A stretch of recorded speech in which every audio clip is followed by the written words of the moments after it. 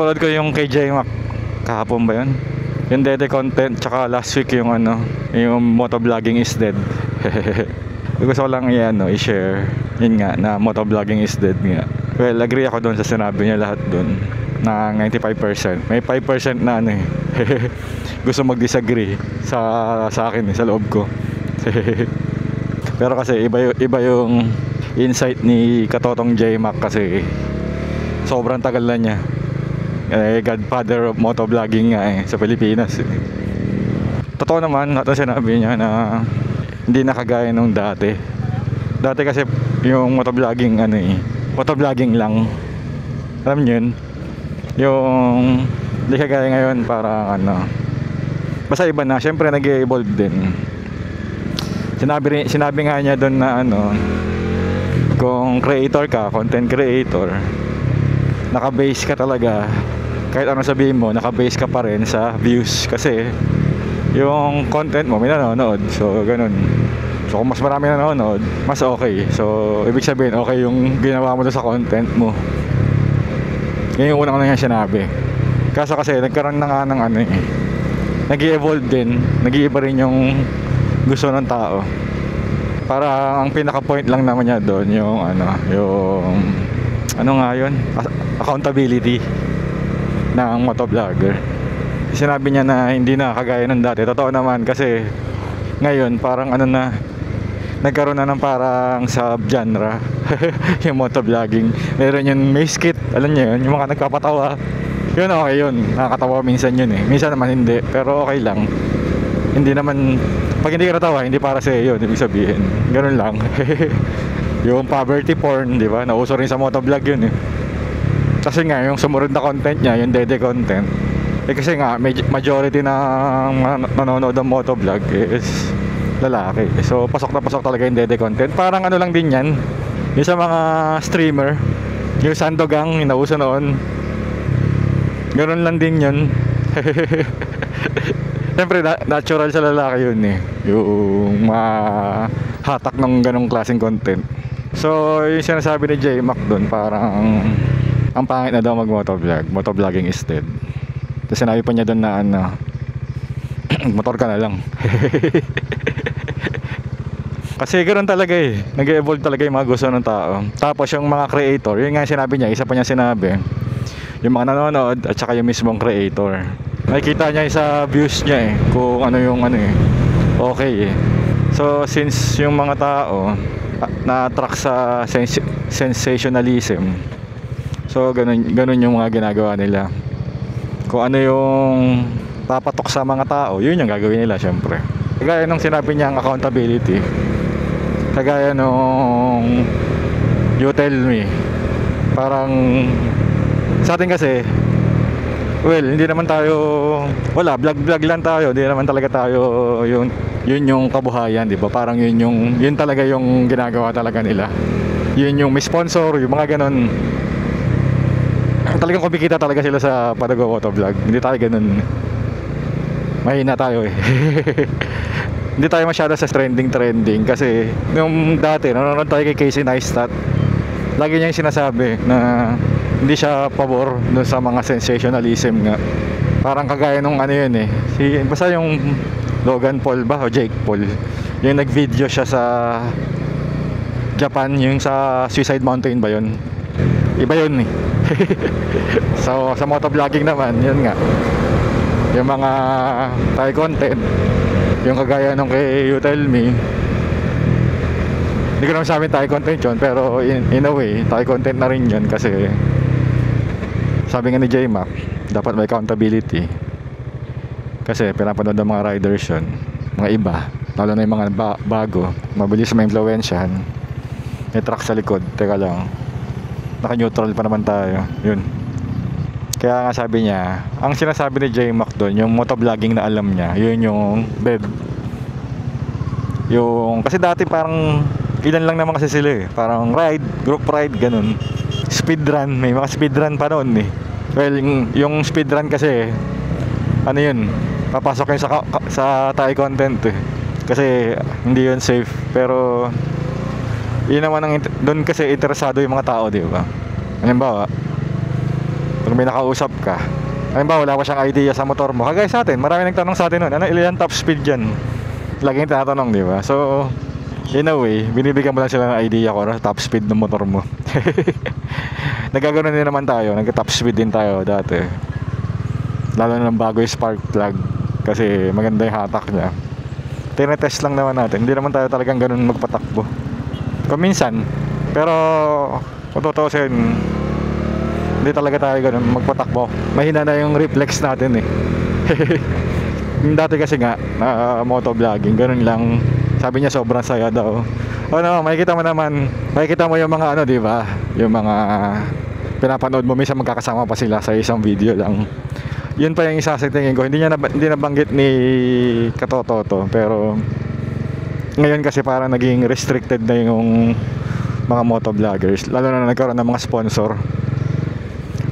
Halimbawa si Reed, tapos yung ibang motovlogger, sila Red Sweet, di ba? Parang dati lagi sila magkasama, parang nung huli hindi na pwede kasi magkaiba sila ng sponsor. Ayun pa, di ba? Pero sponsor na yung pinag-uusapan, kumikita sila doon, kaya di natin pwedeng sabihin na hindi okay yun. Kasi nga, halimbawa tayo, doon tayo umaasa, wala tayong trabaho, kunyari, doon tayo umaasa sa kinikita ng vlog natin, syempre gagawin natin yun kasi sponsor. Di natin alam kung magkano yun, kung makakabuhay ba yun. Pero kung wala ka talagang pinagkakakitaan, ito lang, malaking bagay yun, di ba? Yun yung mga nagbago. Nasabi ni J-Mac, masaya talaga dati. Marami kasing way para makakuha ng views. Papasok pa rin yung accountability na sinasabi ni Katoto, na dapat accountable ka sa mga nilalagay mong videos, kasi nga may responsibility ka rin sa mga tao na nanonood sa'yo. Sinasabi siguro ni J-Mac talagang dead yung yung lumang motovlog. Bago na ngayon, di ba? Hindi na siya kagaya ng dati. Yung sinasabi lang natin, dito based sa experience natin, kasi kulang pa, maliit pa yung experience natin sa pag-motovlog. Kakarampot pa. Wala pa yun sa nila Katotong J-Mac. Tsaka hindi pa nga tayo nakakasahod eh. Kahit isang beses eh. Kaya hindi natin naintindihan itong sinasabi natin, lang to, opinion lang. Nag-agree naman ako 95%. Yung 5% discuss natin pag ma-under na. Okay, yung 5% na sinasabi ko na hindi agree, unang-una, para sa akin, mamatay lang yung motovlogging pagka hinayaan mo. Meaning, pag hindi ka nag-enjoy, mamamatay na yun talaga. Parang sinabi nga ni Bitoy, tumatanda ka lang pagka tumigil ka na maglaro. Hindi ko alam kung yun yung sakto, pero parang gano'n yung dating. Tatanda ka lang kapag tumigil ka na maglaro. Parang gano'n. Pag hindi ka nag-enjoy, pagka wala na, pilit ka na mag-vlog, parang kagaya sa atin minsan, may post lang. Pero hindi, pag nag-vlog naman tayo, wala naman kasi ako expectation. 50 views, 30 views, okay na ako dun. Kasi nga, hindi naman tayo sumasahod pa. Siguro pag sumahod tayo, maisip natin, kailangan maraming views para maraming sahod. Pero hindi eh. Kasi yung expectation ko, content natin, ganun lang talaga. Kung meron, hindi okay, mas okay. Pero kung wala, hindi okay din lang naman. Ayun yung 5% na disagree, kasi parang dating kasi parang sinasabi ni Katoto, kailangan mong gawin yung mga ginagawa ng iba para makasabay ka, parang ganun.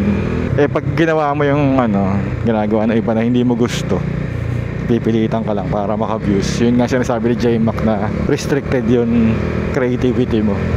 Di natin maintindihan ng 100% si Katotong J-Mac. Maintindihan lang natin yung kaya nating abutin.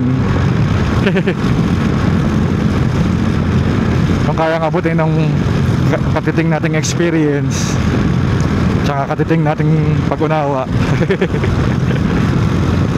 Yun nga. Naintindihan ko naman yung sinasabi niya.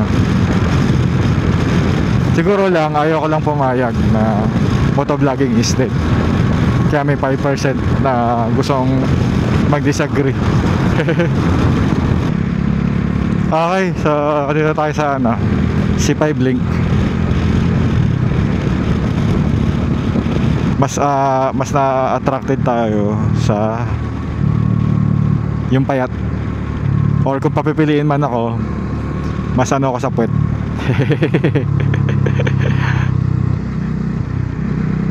Pero sinabi rin ni J-Mac doon, pag nagmamotor ka, lagi natin sinasabi to, dapat safe ka, di ba? Hindi porket nakikita pa rin naman yung dede mo kahit naka-jacket ka eh. Kung gaano kalaki yun. Kasi di ba? Kasi fit naman yung jacket eh, so makikita naman yun. May takip nga lang. Eh yun yung sabi ni Katotong J-Mac na dapat lagi ka pa rin naka-gears. Nangyari sira yata yung ano, scanner nila, ayaw na umandar. Singit ko lang yung etiquette daw, expressway tollgate etiquette. Pagka raw singit ng singit na tollgate, tapos pagka hindi raw binasa, huwag ka raw magalit dun sa operator kasi, or sa provider, service provider ba, parang internet, pang internet yata yun, basta yung ganyan, ano kung auto sweep man or easy trip, scan mo na lang daw. Eh kung ganyan naman yung nangyayari, di ba? Tapos pagka tinatanong sila, sinasabi pa nila na yung mga tao daw kasi walang load, ganun, sira yung RFID, ganyan. Kaya natin lumipat ng lane. Pag hindi kasi binasa, yung konti yung manpower nila, iisa lang yung palipat-lipat yung nag-aasikaso. Well, di naman tayo sumingit, lumipat lang tayo ng lane, kapila pa rin tayo. Okay, balik tayo doon sa kay Katotong J-Mac. Kasi hindi na lumalabas sa akin yung niya, yung matagal nang hindi lumalabas sa akin yung suggestion, yung mga ganun, mga bagong post, hindi na siya lumalabas. Pati sa Motodeck, hindi ko alam kung bakit. Dati, sila lang dalawa yung pinapanood ko eh. Ewan ko ba't di na nalabas ngayon sa akin yung dalawang yun. Kaya natong huli, sinadya ko siyang bisitahin, yun nga yung napanood ko. Yung dede content, tsaka yung Kaya wala lang, nakapag-usapan lang para may pagkwentuhan lang tayo. Ama nagmamotor eh, kasi late na tayo eh, kaysa magmadali ako, delikado, kwentuhan na lang tayo. Late na rin naman, papagalitan na lang din naman tayo. Late ka na naman, sabi. Tapos maaga ka na naman uuwi, sabi. Aminado tayo dyan, kung minsan maaga talaga tayo na uwi kahit late tayo. Pero kasi pag uwi ko naman, nag-online ako.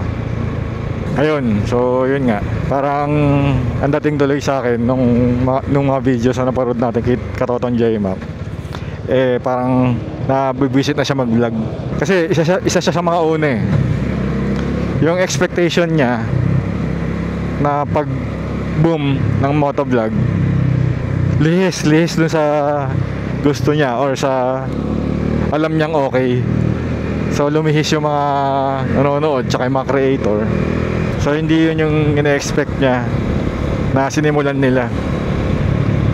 Sa ibang direksyon na punta. Eh wala, ganoon talaga eh. Kasi nag-evolve naman talaga. Ayun, ano pa bang pag-uusapan itong tungkol doon?